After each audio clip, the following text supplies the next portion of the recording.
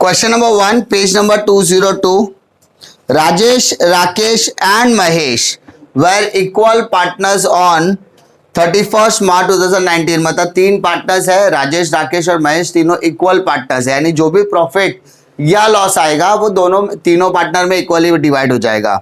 The balance sheet was as follows on 31st March 2019.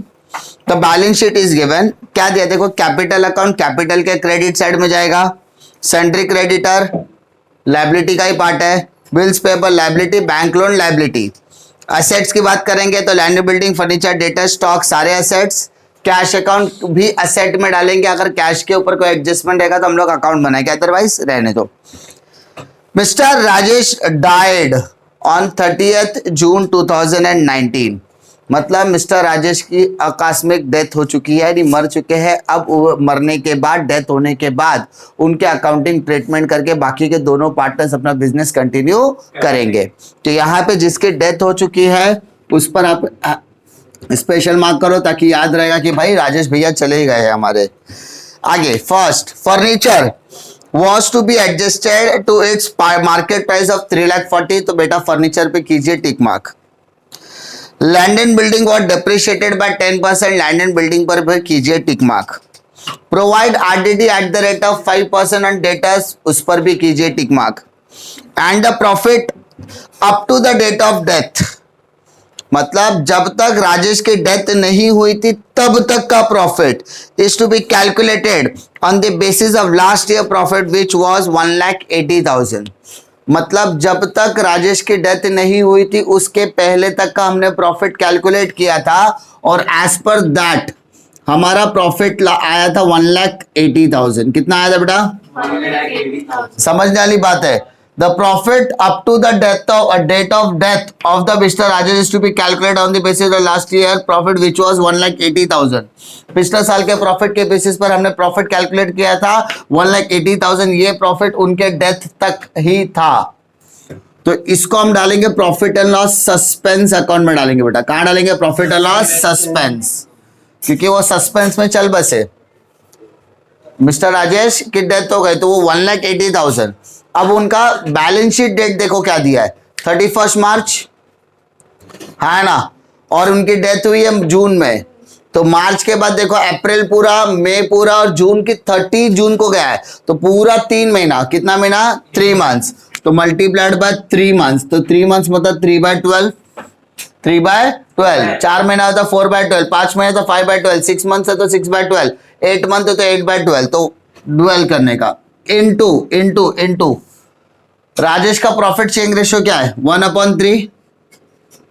Rajesh का profit sharing ratio क्या है? 1/3. अब कैलकुलेशन करो. 3 से कैंसिल, 12 1 12, कैरी 6, 12 5.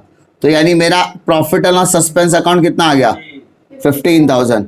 अच्छा, इस क्वेश्चन में प्रॉफिट बोला है कि लॉस बोला है? तो वहां पर अगर आप ध्यान से पढ़ोगे तो आपको वहां पर प्रॉफिट बोला है. क्या बोला है? प्रॉफिट. याद होगा प्रॉफिट एंड लॉस करते समय प्रॉफिट यहां पर आता था, तो ट्रांसफर करोगे तो कहां आएगा? क्रेडिट. तो यहां पर लिखोगे by profit and loss suspense account. क्या लिखोगे?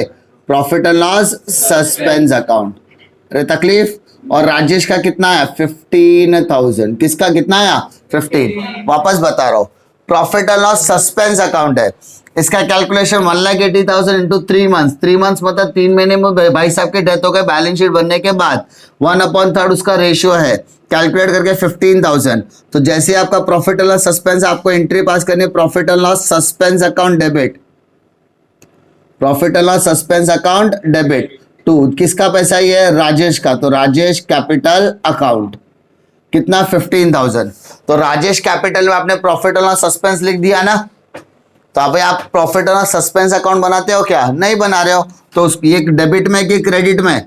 Debit. Debit having asset balance, तो एसेट में लिखो profit and loss suspense account. क्या लिखोगे बेटा? Profit and loss suspense account. अरे तकलीफ.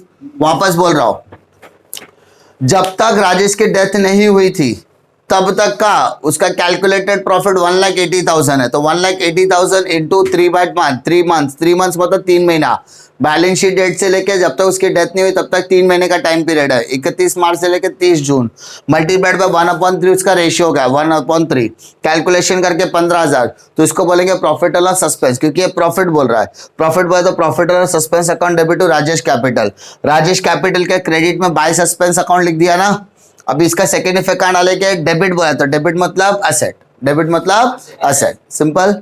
अब देखो वापस पूरा सम की तरफ आते हैं। सबसे पहले लायबिलिटी दिख रहा है, दिख रहा है क्या? लायबिलिटी में पहला आइटम दिख रहा है balance brought down, that is capital. Rajesh का कैपिटल कितना है? 5 lakhs, राकेश 2 lakhs और महेश 2 lakhs। उसके बाद बेटा सन्ड्री क्रेडिटर, कोई एडजस्टमेंट है क्या? तो उसको आउटर कॉलम में लिखोगे सन्ड्री क्रेडिटर्स 90,000।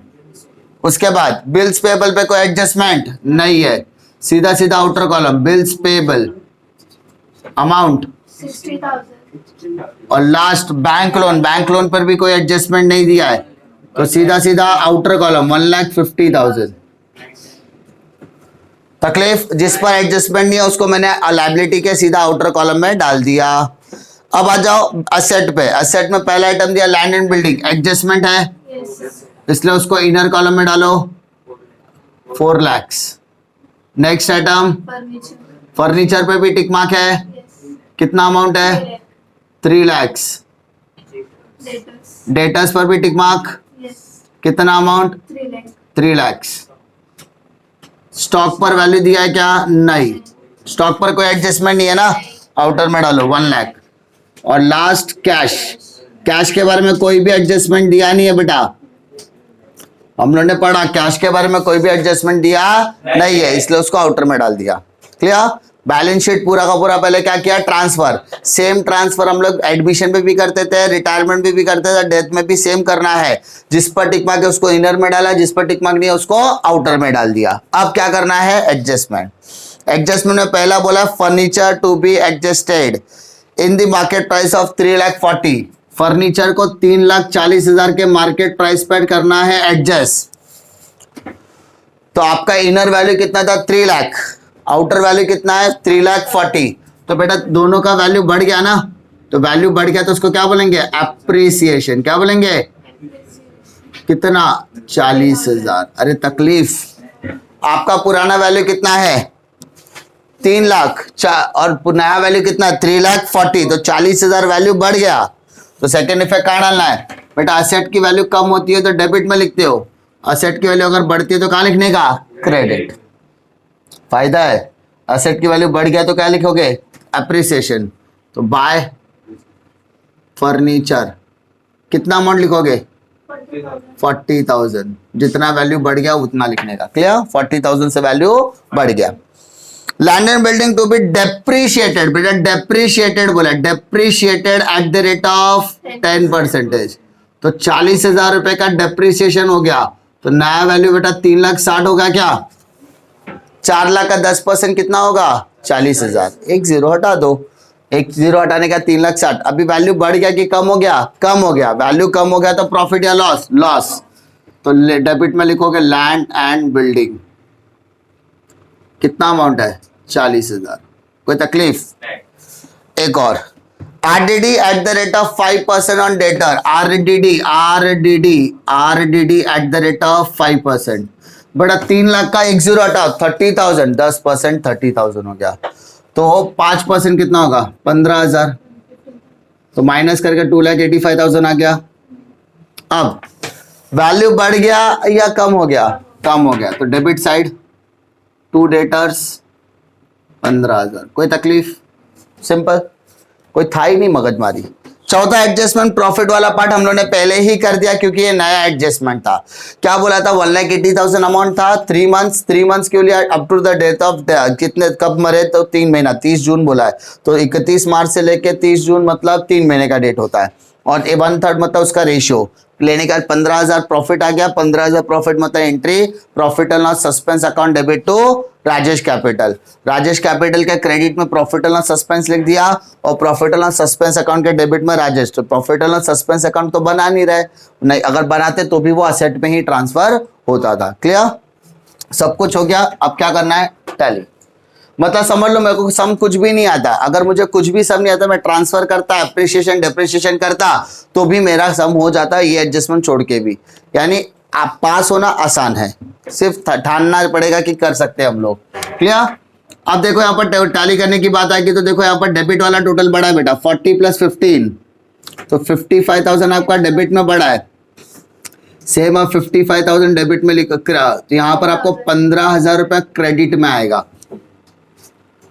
इसको बोलेंगे लॉस या profit, loss. Loss on revaluation, क्योंकि हम लोग डेथ कर रहे हैं तो डेथ में क्या होता है, रीवैल्यूएशन होता है।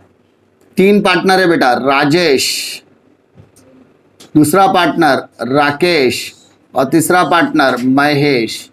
तीनों इक्वल पार्टनर्स है तो 5,000 राजेश, 5,000 राकेश, 5,000 महेश। तकलीफ यहां पर क्रेडिट है तो सेकेंड इफेक्ट कहाँ आएगा, डेबिट। डेबिट में क्या लिखोगे, 2 loss on revaluation, loss on revaluation.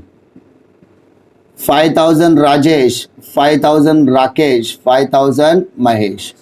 अब टैली करने का टाइम आ चुका है। अब टैली करने के बाद देखो किसका, जो मर चुके हैं उनका कहां पर जाएगा, एग्जीक्यूटर लोन अकाउंट में जाएगा। कहां जाएगा, एग्जीक्यूटर लोन। देखो 5 लाख प्लस 15 तो 5,15,000। सेम टोटल बेटा यहाँ पर भी लिखो 5,15,000, उसमें से 5,000 गया तो 5,10,000। कोई तकलीफ, तो इसको बेटा डालोगे एग्जीक्यूटर लोन अकाउंट में। कहाँ डालोगे, एग्जीक्यूटर लोन। क्यों, क्योंकि इनकी डेथ हो चुकी है। राकेश 2 लाख और Mahesh 2 lakh as it is आ जाएगा। सेम टोटल आप यहां पर लिखो 2 lakhs, यहां पर भी 2 lakhs, उसमें से 5,000 गया तो 1,95,000, 1,95,000। ये बिजनेस आगे बढ़ाने वाले हैं इसलिए लिखोगे 2 बैलेंस कैरिड डाउन। यहाँ का कैरिड डाउन वहां पे ब्रॉट डाउन हो जाएगा। ब्रॉट डाउन मतलब कैपिटल अकाउंट में कितने पार्टनर्स बचे, कितने पार्टनर्स बचे, एक का नाम हो गया राकेश, दूसरे का नाम हो गया महेश। राकेश का 1,95,000, 1,95,000 टोटल करोगे तो 3,90,000। तकलीफ, सेम एग्जीक्यूटर लोन डेबिट में आया तो सेकंड इफेक्ट क्रेडिट में। क्रेडिट मतलब लायबिलिटी, तो एग्जीक्यूटर मतलब राजेश एग्जीक्यूटर लोन अकाउंट। क्या लिखोगे, राजेश एग्जीक्यूटर लोन अकाउंट। कितना, 5,10,000। कोई तकलीफ, पक्का। अब आपके अलावा इसमें कोई भी नहीं है तो आपका बैलेंस शीट क्या होना चाहिए, टैली होना चाहिए। चेक करो दोनों साइड आपका 12 लाख हो रहा है क्या, तो 12 lakhs आपका अगर दोनों साइड हो रहा है इसका मतलब आपका बैलेंस शीट क्या हो गया, टोटल टैली हो गया। टैली हो गया तो कोई दिक्कत की बात नहीं है। इस सम के अंदर कोई भी स्पेशल एडजस्टमेंट नहीं था एक्सेप्ट फॉर पहला ट्रांसफर, दूसरा एप्रिसिएशन डेप्रिसिएशन करने का, और लास्ट आपका profit and loss suspense account का एडजस्टमेंट है जिसको यहाँ पर मैंने डिस्कस करके कर दिया। इसके अलावा सब में कोई भी नहीं है। Death as compare to retirement बहुत ज़्यादा इजी होता है, लेकिन अगर एडजस्टमेंट आता है तो प्रैक्टिस करोगे तो जल्दी हो जाएगा, प्रैक्टिस नहीं करोगे तो आपको 2 + 2 भी हार्ड लगेगा। ठीक है, चलो करो।